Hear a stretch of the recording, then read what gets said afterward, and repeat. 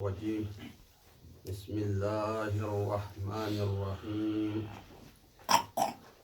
الحمد لله الذي هدانا لهذا وما كنا لنهتدي لولا أن هدانا الله لقد جاءت رسل ربنا بالحق والصلاة والسلام والتحية والإكرام على صيد ما أصل في الوجود سر الله في كل موجود نقطة الدائرة الوجود صاحب لواء الحمد والمقام المحمود مولانا ومولى الثقلين جد الحسن والحسين بالقاسم محمد اللهم صل على محمد وآل محمد وعلى آل الطيبين الطاهرين المعصومين المظلومين أما بعد فقد قال الله تبارك وتعالى في كتاب المجيد بسم الله الرحمن الرحيم إنا علينا الهدى وإنا لنا للآخرة والأولى ذل محمد وآل محمد اللهم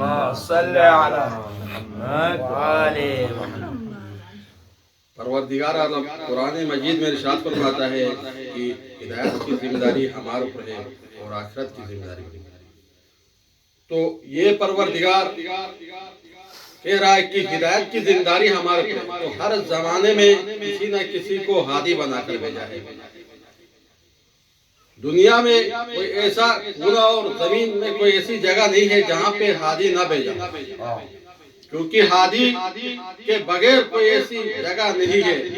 تو پروردگار نے کہا کہ ہدایت کی ذمہ داری میرے اوپر ہے، تو اس نے ہادی کا انتظام بھی کیا ہے. ہر دور میں، ہر زمانے میں اور ہر موقع پر ہادی کا اہتمام کیا ہے اور ہر زمانے کے لحاظ سے ہادی بھیجا. جس زمانے میں جیسی ضرورت کی ایسا ہی ہادی بھیجا، ایسا ہی قانون بنایا اور ایسا ہی کتاب نازل تاکہ اس زمانے کے لوگ اس سے فائدہ حاصل کر سکیں. ہر زمانے کے لحاظ سے ہادی اور رہنما بھیجا. اسی لیے تو 1,34,000 انبیاء کچھ ہزار سالوں کے اندر بھیج دیا تاکہ کوئی کل یہ نہ کہہ سکے کہ ہمیں ہدایت کرنے والا نہیں تھا. ہر دور میں ہادی کو بھیجا اور 1,24,000 پیغمبروں کے بعد، انبیاء کے بعد اوصیاء کو بھیجا اور خلفاء کو بھیج دیا.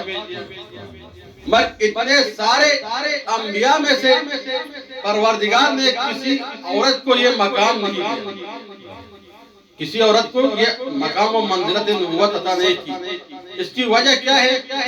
کیا اسلام اتنا ظالم ہے پروردگار کہ وہ عورت کے حقوق نہیں دے رہا ہے یا عورت کو مقام و منزلت عطا نہیں کر رہا ہے؟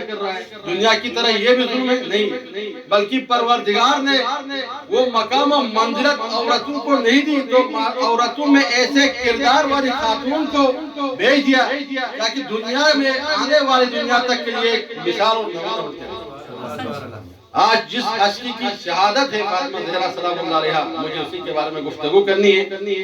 تو فاطمہ زہرا سلام اللہ علیہا کے کردار میں اور رفتار میں ہر چیز میں رسالت کی ہی جھلک نظر آتی ہے اور ہر آنے والی عورتوں کے لیے ایک مثل اور نمونہ قرار دیا کہ کوئی عورت کل یہ نہ کہے کہ ایسی کوئی پاکیزہ اور معظم خاتون نہیں آئی تھی، بلکہ بہت سی ایسے معظم اور پاکیزہ خاتون آئی تھی، اور ان سب سے افضل ترین خاتون جنت حضرت فاطمہ زہرا سلام اللہ علیہا ہے.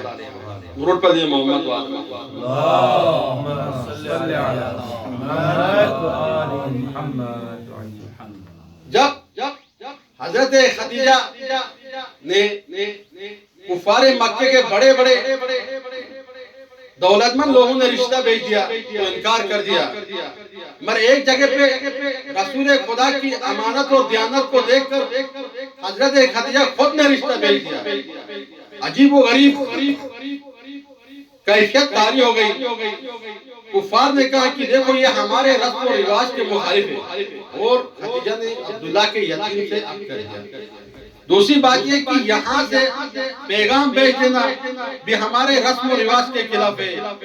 اور تیسری سب سے بڑی مصیبت یہ ہے کہ وہ ہمارے مذہب کے مطابق بھی نہیں ہے، غیر مذہب سے عقد کر دیا. یہاں تک نہیں رہی، اس کے بعد عرب کی عورتیں، کیونکہ عورت مزاج کے تیز ہو جاتی ہے رسم و رواج کے لحاظ سے، تو عرب کے عورتوں نے کہا کہ خدیجہ نے تو ایسے شخص سے عقد کر دیا ہے، شادی کر لیا ہے کہ وہ ہمارے خداؤں کو مانتا ہی نہیں بلکہ ان کو بے حس اور بے جان اور بے مصرف کہتا ہے۔ تو انہوں نے کہا کہ ہم ایسا کرتے کہ خدیجہ سے ہی بائیکاٹ کر دیتے ہیں، خدیجہ کے جب ولادت کے وقت آ جائے تو ان کے قریب ہی نہیں جاتے اس کے گھر میں۔ تو یہاں پہ عورتوں نے بائیکاٹ کر دیا، تو حضرت خدیجہ کے ذہن میں ایک سوچ و فکر آ گئی کہ جو مشکل وقت میں میرا کوئی مددگار نہیں ہوگا تو کیا ہوگا۔ اس وقت اس کے شکم سے آواز آ جاتی ہے، ماں گھبراؤ نہیں، پروردگار اس کا بھی انتظام کرے گا، پروردگار اس چیز کا بھی انتظام کرے گا۔ تو حضرت خدیجہ حیران ہو جاتی کہ یہ آواز کہاں سے آ گئی، پھر سوچتی کہ جس پروردگار نے فاطمہ بنت اسد کا انتظام کیا تھا وہی پروردگار میرا بھی انتظام کرے گا۔ جب فاطمہ بنت اسد کو اپنے گھر میں بلا کر وہاں پہ اس کا انتظام کر سکتا ہے تو وہی پروردگار میری بھی مدد کر سکتا ہے۔ ماں کے پیٹ سے حضرت فاطمہ زہرا کہتی، ماں گھبراؤ نہیں، کفار کے مکے کی عورتوں سے، کفار کی عورتوں سے مدد نہیں مانگنا، میرے مدد کے لیے، آپ کی مدد کے لیے حضرت آسیہ آ جائے گی اور حضرت ہاجرہ، حضرت مریم اور ایک حضرت، 4 خواتین جو آ گئی، تو یہ سارے جنت سے آپ کی مدد کی جائے گی۔ تو ایسے باکردار اور باکمال خواتین کو تو منصب نبوت نہیں ملا، پروردگار نے عورتوں کو ایسے مقام و منصب دیا، ایسے عصمت کرا دیا کہ جہاں ان کی عصمت کی بات آتی ہے تو حضرت مریم جیسے خواتین کو اپنے گھر کے وقف کر دیتا ہے، اور عصمت کی بات آتی ہے، تعارف کرتا ہے پیغمبر خدا اور اماموں کا تو حضرت فاطمہ کے ذریعے سے ہی کرتا ہے۔ درود پڑھیے محمد وآل محمد۔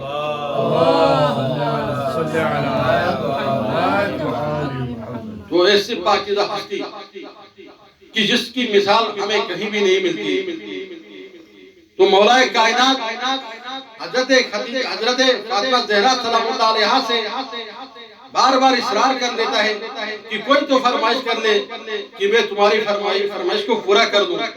تو حضرت فاطمہ نے مولا کائنات سے ایک فرمائش کی کہ مجھے انار لے کر دے۔ مولا کائنات چلے جاتے بازار میں، انار خرید لیتا ہے، راستے میں ایک غریب سائل مانگ لیتا تو مولا اسے دے دیتا ہے۔ اب واپسی میں یہ سوچ کر آتا ہے مولا کائنات کہ بنت رسول نے مجھے زندگی میں ایک فرمائش کی اور وہ بھی میں پورا نہیں کر سکا۔ یہی سوچوں میں تھے کہ جبرائیل امین نازل ہو جاتے ہیں رسول خدا کے پاس، جنت سے ایک طبق انار لے کے کہتے یا رسول اللہ اسے فاطمہ کے گھر پہنچا دے، کیونکہ ابو الحسن نے وعدہ کیا تھا تو علی آنے سے پہلے یہ انار فاطمہ کے گھر پہنچے گا۔ اب رسول خدا سلمان کو بلاتا ہے یہ فاطمہ کے گھر پہنچا دے اور کہہ دینا کہ ابو الحسن نے بھی۔ رسول خدا سلمان کے حوالہ کرتے ہیں، سلمان لے کے فاطمہ زہرا کے گھر میں جاتا ہے، پوچھتی کہ کون میں سلمان ہوں، کہا کس نے بھیجا یہ؟ آپ کے والد نے بھیجا۔ میرے والد کو کس نے دیا؟ کہا جبرائیل امین نے، کیونکہ آپ نے مولا کائنات سے فرمائش کی تھی علی نے وہ کسی سائل کو دی تو پروردگار کو وہ ادا اتنی پسند آئی کہ جنت سے انار بھیجی۔ سبحان اللہ، سبحان اللہ، سبحان اللہ۔ جب مولا کائنات اسی سوچوں میں آ رہے تھے، اپنے گھر میں داخل ہوا تو حضرت زہرا سے کہتے کہ فاطمہ یہ انار کی خوشبو کہاں سے آ رہی ہے؟ یا ابو الحسن آپ نے ہی تو بھیج دیے تھے اور آپ ہی پوچھ رہے، آپ نے ساحل کو دے دی، اللہ کو یہ ادا پسند آئی تو اس نے جنت سے انار دیا۔ تو یہ اور بہت ہی پاکیزہ ہستیاں ہیں کہ جن کے کہنے پہ جنت سے انار آئے، بلکہ ان کے کہنے پہ جنت کھینچ کر آ جاتی ہے۔ فاطمہ زہرا سلام اللہ علیہا ایک فکرہ کہتی ہے کہ اپنے بچے کہتے کہ ماں ہمیں کل عید ہے کپڑے چاہیے، تو کہتے کہ درزی کے پاس۔ اب دوسرے دن سائل دروازے میں آواز آتی کون؟ تو کہا کہ ہم حسنین کے درزی ہیں۔ رضوان جنت کپڑے لے کر آ جاتے ہیں۔ یہاں پہ حضرت فاطمہ کی بات بھی رہی اور بچوں کی عید بھی ہو گئی، مگر اس رضوان سے ایک سوال ہے کہ آپ تو اس مقام و منزلت پر ہے، آپ نے اپنا نام کیوں نہیں بتایا؟ آپ نے اپنی عصمت پر آنچ آنے دیا کہ آپ اگر کہتے کہ میں رضوان جنت ہوں، میں نے حسنین کے کپڑے لے کر آیا ہوں، تو فاطمہ کی عظمت اور بلند ہو جاتی اور بالا ہو جاتی اور آپ کی اپنی عصمت بھی رہ جاتی۔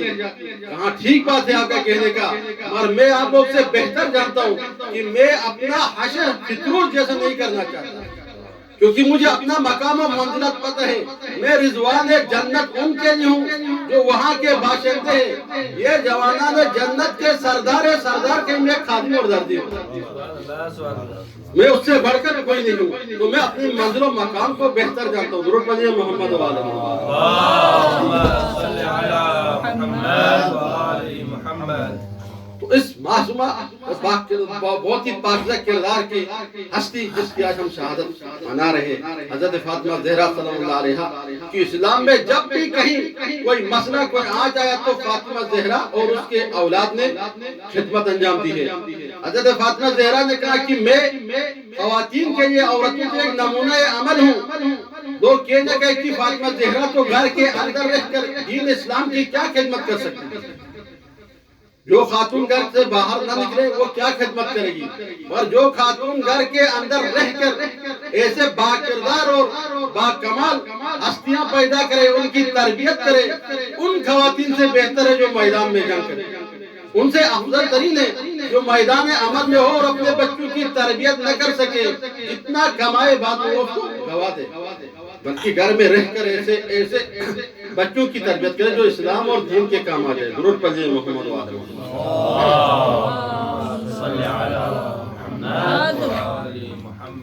رسول خدا صلی اللہ علیہ وآلہ وسلم اپنی بیٹی کے گھر آ جاتے ہیں، دروازے میں بات کرتے ہیں، اجازت مانگتا ہے تو فاطمہ زہرا سلام اللہ علیہا کہتی بابا آپ کا گھر ہے، آپ اجازت کیوں مانگ رہے ہیں؟ آپ آ جائیں، میں آپ کی خادمہ ہوں. دوبارہ اجازت مانگتے ہیں، بابا یہ کیا مسئلہ ہے، آپ اجازت کیوں مانگ رہے ہیں؟ کہتے ہیں بیٹی میرے ساتھ ایک نابینا صحابی بھی ہے. تو فاطمہ زہرا کہتی بابا آپ کو تو معلوم ہے نا میرے پاس ایک چادر ہے، اگر میں اسے سر ڈھانپوں تو پاؤں نظر آ جاتے ہیں، پاؤں ڈھانپوں تو سر نظر آ جاتا ہے. تو بابا میں کیسے اجازت دوں؟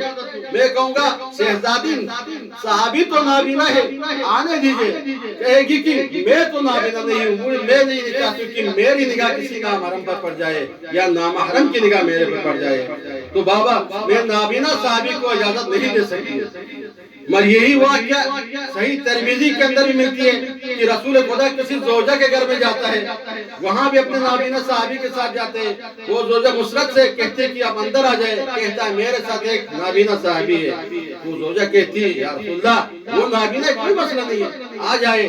یہی پر جلتے کی کردار معصوم کردار اور غیر معصوم کردار میں معصوم اپنے آپ کو بہتر جانتے ہیں اور غیر معصوم کہتے ہیں کہ وہ نابینا ہے تو کوئی مسئلہ نہیں ہے. حضرت فاطمہ زہرا کہتی کہ میرے کردار اور میرے پاکیزگی کی تصور کوئی بھی نہیں کر سکتا. جہاں تک دنیا کی عورتوں کی تصور وہم و خیال نہیں پہنچتے، وہاں میرے کردار اور پاکیزگی کی اعلیٰ مثال قائم ہو جاتی ہے. دیکھو زوجہ اور شوہر کے درمیان کتنی مناسبت ہے. زوجہ کہتی کہ جہاں عورتوں کے تصور کا فکر کا بھی کوئی روز نہیں پہنچ جاتے، وہاں پہ میرے کردار کی اعلیٰ مثال قائم ہو جاتی ہے. اور شوہر کہتے کہ جہاں تک پرندوں کے پرواز کا وہم و گمان نہیں ہوتے، وہاں سے آگے میرے مقام و منزل شروع ہو جاتے. درود پڑھیے محمد و آل محمد.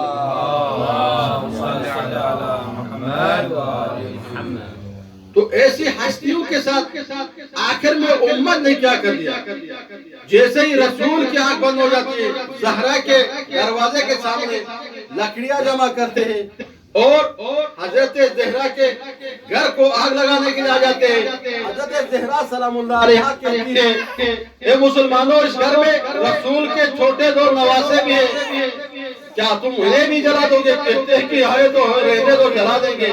جیسے ہی دروازہ گرا دیتے ہیں، حضرت زہرا بے ہوش ہو جاتی ہے. جب ہوش آ کر دیکھتی ہے تو اپنے وارث کے گلے میں رسی باندھی ہوئی ہوتی ہے. حضرت زہرا کہتی ہے کہ ان سے کہو کہ میرے وارث کو چھوڑ دے، ابوالحسن کو چھوڑ دے، ورنہ میں اپنے بالوں کو چھوڑ دوں گی. یہ کہنا تھا کہ مکے کی مسجدوں کو دیواریں بلند ہوئی. ابوالحسن نے کہا کہ زہرا سے کہو کہ امت کے لیے بد دعا نہ کرے. پر زہرا واپس آ گئی. ایک وہ مقام آتا ہے کہ حضرت زہرا کے آخری ایام قریب آ جاتے ہیں. کہتی ہے ابوالحسن میری وصیتیں سن لینا، میرے جنازے میں میرے دشمنوں کو آنا نہیں دینا، مجھے رات کی تاریکی میں دفن کر دینا. اسی وصیت یہ کہ میرے بچوں سے کوئی غلطی ہو تو اللہ کے لیے معاف کر دینا. یہ وصیتیں کرتے ہیں. اس کے بعد ابوالحسن اپنے بچوں کو حسن و حسین کو چل کے مولا کائنات رسول کے روزے میں جاتے ادھر ہم سوچے کہتی ہیں جب میں اپنے حجرے میں جاؤں جیسے میری تسبیح اور تحلیل کی آواز بند ہو جائے تو سمجھ دینا کہ میں اس دنیا سے چلی ہوں۔ اس کے بعد ایک مقام آتے امام حسن و حسین روتے ہوئے آ جاتے اسبا سے کہتے کہ ہماری ماں کہاں ہے؟ کہتی وہ ابھی تو گھر میں اندر مصلی عبادت میں، آپ پہلے کھانا کھا لیے۔ وہ کہتے کہ ہمیں ہمارے نانا رسول نے بتا دیا کہ ہم یتیم ہو گئے ہیں، تم ہمیں کھانا کھلانا چاہتی ہے۔ مولا کائنات نے غسل و کفن دی۔ اس کے بعد بچوں کو بلایا، بچوں ام کلثوم زینب حسن حسین آ جاؤ، آج اپنی آخر ماں کی آخری دیدار کر لو۔ سب بچے آ کے ماں کے جنازہ سے لپٹ جاتے۔ ایک مرتبہ ہاتھ میں غائب سے آواز آتی، یا ابوالحسن بچوں کو جدا کر دو ماں سے، فرشتوں میں کوہرام بچے۔ مولا نے رات کی تاریکی میں حضرت فاطمہ زہرا کو دفن وَسِيَعْلَمُ الَّذِينَ ظَلَمُوا أَيَّ مُنقَلِبٍ يَنقَلِبُونَ۔